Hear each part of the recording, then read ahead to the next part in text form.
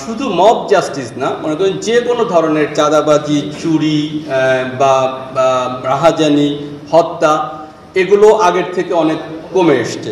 আমি যদি আপনাদেরকে একটা স্ট্যাটিস্টিক্স জানাই, যেমন চাঁদাবাজি পূর্বে এটা 250 ছিল, বর্তমানে 110 হয়েছে। চুরির ঘটনা এর আগে আমরা অন অ্যাভারেজ 850-এর মতো হতো, এখন এটা 600-র নিচে নেমে এসছে।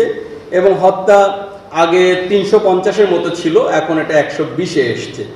তো আমরা আমাদের কর্মতৎপরতা আমরা জারি রেখেছি এবং আমরা এর জন্য বেশ কিছু হটস্পট আমরা চিহ্নিত করেছি এবং এই হটস্পটগুলো আমরা সার্বক্ষণিক 24/7 নজরদারির আয়ত্তে নিয়ে এসেছি। এবং এভাবে আমরা আমাদের এই কর্মতৎপরতা, পেট্রোলিং এবং অপারেশনের মাধ্যমে আমরা এই যে মব জাস্টিস, শুধু মব জাস্টিসই না, চাঁদাবাজি, চুরি, হত্যা, এগুলো অনেকাংশে কমিয়ে নিয়ে এসছে এবং অদূর ভবিষ্যতে দেখবেন এগুলো আরও কমে এসছে।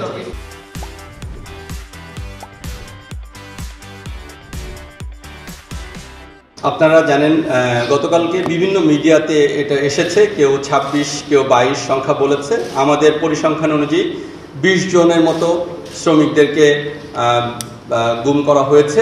এটা দুষ্কৃতকারী কোনো একটি দল করেছে।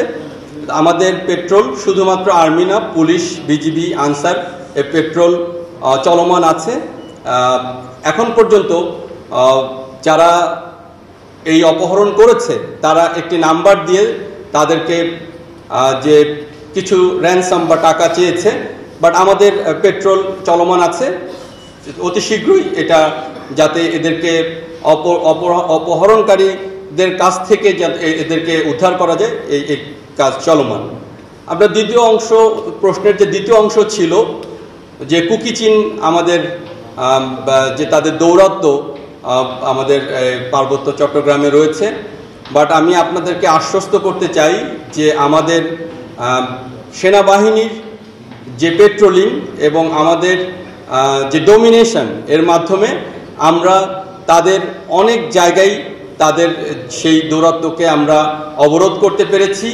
এবং আপনারা জেনে আনন্দিত হবেন যে আমরা গতকালকেও 2টি ক্যাম্প, কুকি চিনের 2টি ক্যাম্প আমরা ধ্বংস করেছি। তাদের যে আস্তানা বা তাদের যে ওয়াটার পয়েন্ট, এগুলো ধ্বংস করেছি।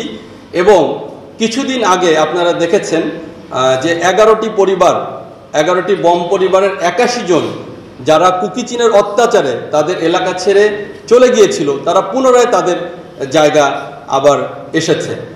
এ থেকে আপনারা বুঝতে পারছেন যে আমাদের যে কুকি চিনের বিরুদ্ধে আমাদের যে আভিযানিক কার্যক্রম, এটা অনেক ভালো এবং বম পরিবাররা তাদের নিজস্ব জায়গায় ফেরত আসছে।